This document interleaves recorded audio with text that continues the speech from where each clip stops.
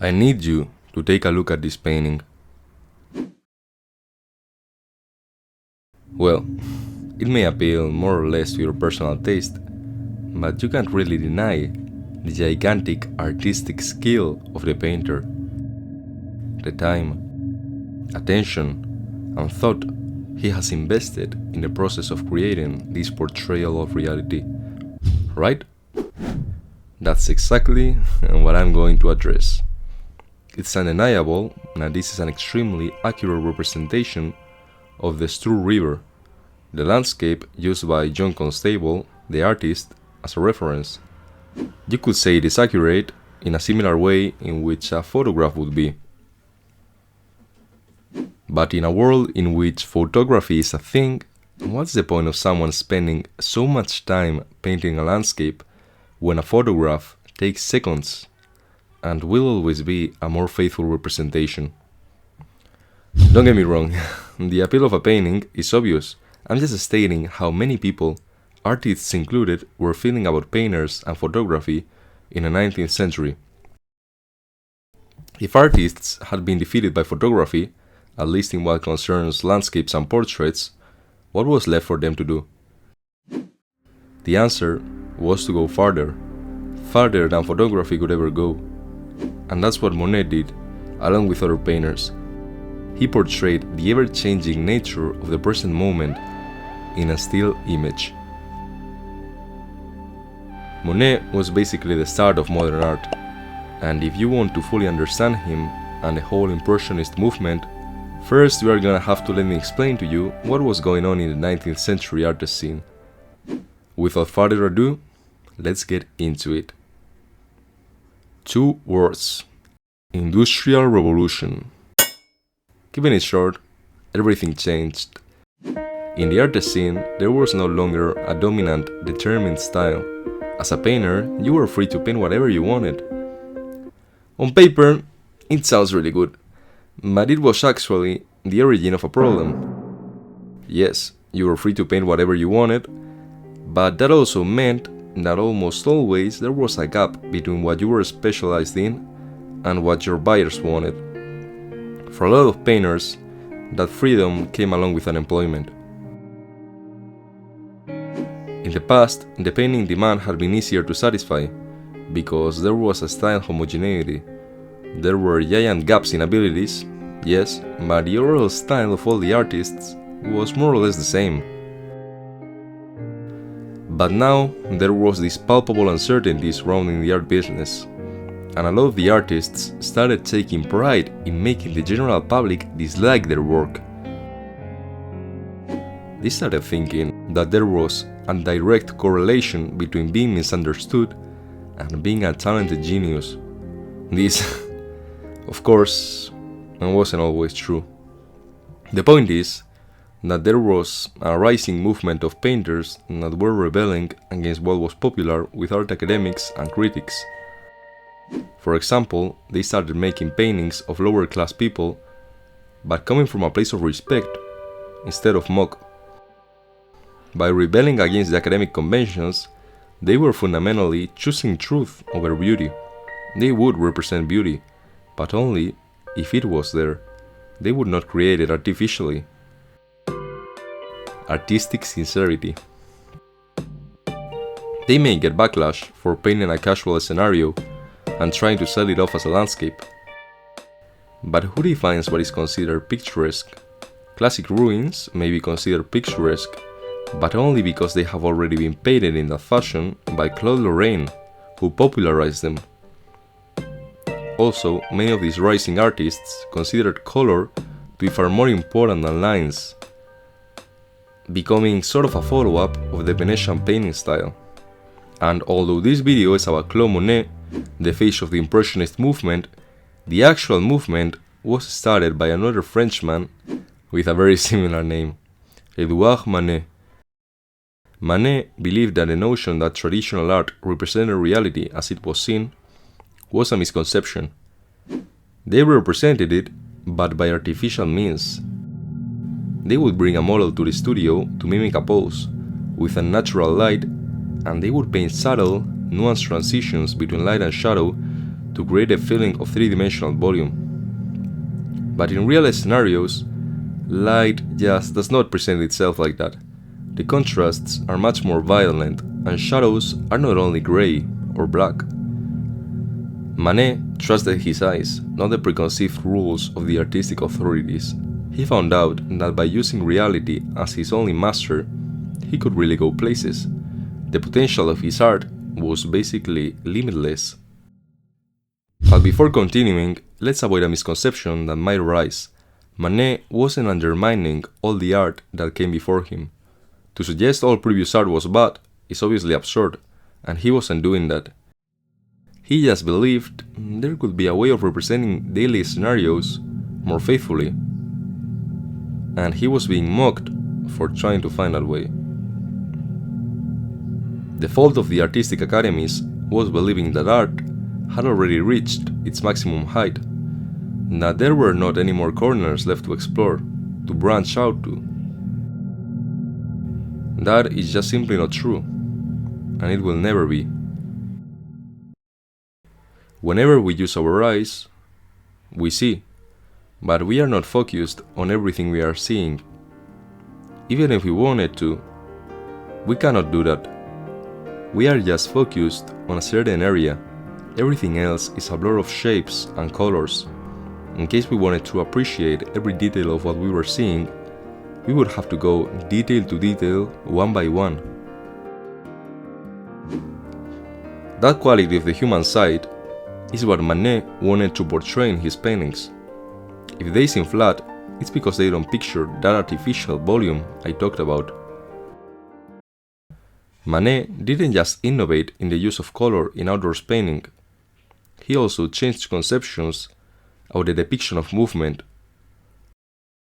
For example, this lithography of his, Our Horse Races, shows us his approach to movement that I was just talking about. He does not make a photograph out of what he sees.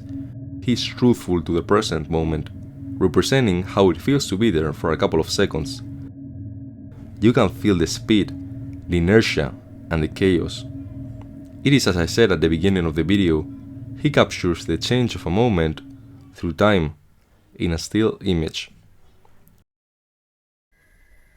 Among the painters who joined Manet and contributed to developing these ideas was the subject of the video, Claude Monet. Born in 1840, he was a young man from the city of Le Havre. Monet was the one who convinced his friends to completely stop painting in the studios. From there on, they would only paint in front of nature. Monet's painting studio was a small boat where he would relentlessly observe and study the movement of water and the effect of light on the river at different times of the day. This new painting approach was not only different in the concept realm. Painting outdoors also meant that you didn't have time to apply your carefully crafted color mixes in a multitude of layers. If you wanted to capture the fleeting movement, you had to be faster than it. You applied big and wide brush strokes, worrying less about the details than about the general feel of the painting. Monet was the one who gave the final push to the Impressionist movement. He was the driving force behind it. Without his influence, it would not have been a complete product. Remember what I said before about Manet rejecting the artificial ways of shading using traditional art? Well, it's not hard to see how and why the art critics of the time attributed the apparent lack of volume of his paintings to ignorance and laziness. That's why in 1863, the Academy rejected Manet and his peers from the annual art show that they juried, the Salon de Paris. This was unprecedented, and it led the authorities to show all of the rejected paintings in another different exhibition called the Salon of the Rejected. This was wild. At this stage of the Impressionist movement, nobody respected them yet, so everyone who went to see the exhibition did so to laugh at their paintings. And this situation didn't really change over time. 11 years later, they were still having problems being accepted at the Salon, so they organized their own rudimentary exhibitions. One day, an art critic saw Monet's Impressionist sunrise, and he found this title so ridiculous that he used it as the nickname for the whole movement. That's where Impressionism comes from. But despite the efforts of the art critics, the Impressionists had been slowly building a solid following through the decades that was starting to grow exponentially. And after some years, the term Impressionism lost its negative connotation, and the Impressionists themselves accepted it. This happens a lot in the art world. Rising movements are initially received negatively, nicknamed with offensive terms. This happened with the Gothic and Baroque style, among many others. The style eventually becomes mainstream, losing the pejorative implications of its initially insulting name. In time, the public understood that the focus of Monet's paintings was not what they considered to be the quote-unquote subject. If Monet painted the train station of Saint-Lazare, he didn't do it because he wanted to do a painting of a train station per se. He wanted to study light, and a train station was a good place in which to do so. He intended to demonstrate how our perception of reality was influenced by color, and how the latter was influenced by light. To do so, he wanted to render his impression of the most fleeting effects, those which we see, but have always ignored. For instance, in this specific painting, he tried to represent how the light changed after being filtered through the station's glass, and how that same changed light changed the appearance of the smoke that was coming from a moving train. You have probably heard this example at least a couple of times, as it is the go-to for explaining linguistic relativity. Most languages have one word for snow, while the Inuits have around 50 different terms in their language for different types of snow. Their language is influenced by their vision of the world, and vice versa. If we use this as an analogy, Monet dismissed the already existing language of art to create one focused on ephemeral things, a language of evanescence. It was not an all-encompassing one, but it was one the world had never seen before. And if you want to portray emotion successfully, you are gonna have to renounce to a lot of aspects of your painting. As I said before, you will have to renounce the details of your painting. It's logical when you think about it. Wherever you are, stare at whatever you have in front of you. You will be able to have a good look at it for as long as you want. But if you were running and you took a quick look, the amount of details you will process would be much smaller. So the Impressionists blurred a lot of details to not make their paintings lifeless. There's also another aspect to keep in mind if we want to understand the Impressionists. As we have already said countless times throughout the video, they wanted to depict movement.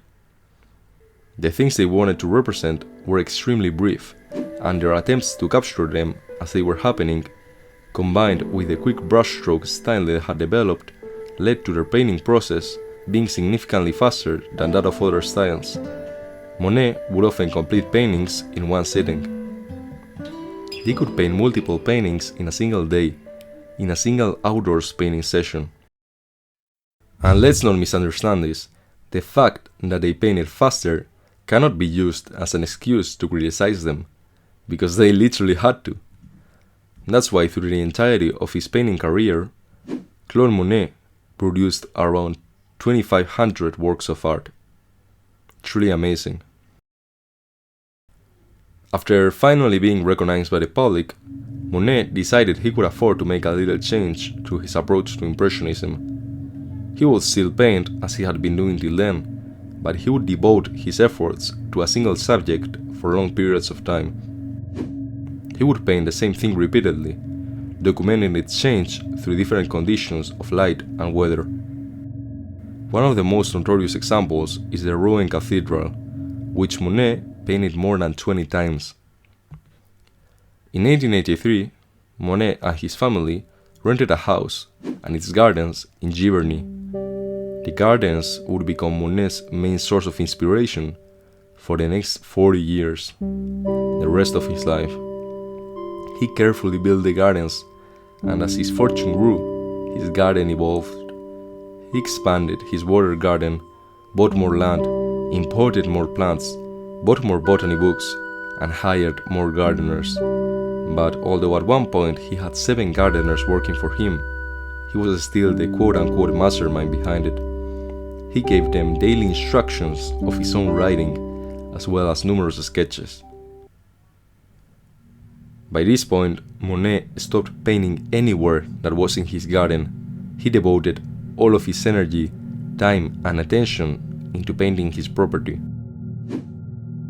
And after some more time, he went from only painting his garden to only painting his water lilies, the pond in which they were contained, and the bridge that was above it. The water lilies, the pond, and the bridge were the themes of Monet's last years as an artist. He painted them so repeatedly that he started finding new methods of doing so. And you could say he quote-unquote impressionisted his already impressionist style. He achieved an almost abstract art, but the subjects of his paintings were as real as they could get. This juxtaposition was beautifully described by French art critic Claude Monet in 1909. Monet has reached the ultimate degree of abstraction and imagination joined to the real. In his old age, Monet suffered from cataracts, as well as other health problems. He eventually died of lung cancer at 86 years old, but his work on earth had already been completed. Before dying, Monet feared many things, but I bet being forgotten was not one of them.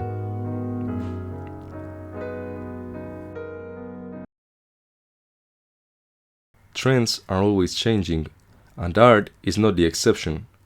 And when a new change is applied to a current way of painting, there is always a resistance. As I mentioned before, this happened with the Baroque, the Gothic, and the Mannerist style, among many others. But none of those movements were criticized as harshly as the Impressionists. The treatment received by the Impressionists was wild. For years, everyone acted as if their paintings were literal garbage. It wasn't fair. They were treated like lazy, childish scammers, although when we see any of their paintings, despite that there may not be as much virtuosity, they seem more veridical. But no matter how hard the battle was, it ended with Impressionists having a resounding victory. That's why the transformation of the public perception regarding the Impressionist movement left such a deep mark, not only in the general public, but especially in artists and critics. The blow to the figure of the critic was so hard that it never recovered the strength it once had. The Impressionists became legends for every artist who was trying to do something innovative. Their use of vibrant, intense, and mixed colors directly influenced and paved the way for avant-garde movements like post-impressionism or Fauvism, with artists such as Henri Matisse or Vincent van Gogh. They also shifted the focus from mythological, religious, and historical subjects to everyday life. They democratized subject matter, and this was essential to teach the upcoming modern artists to break boundaries of what was considered appropriate.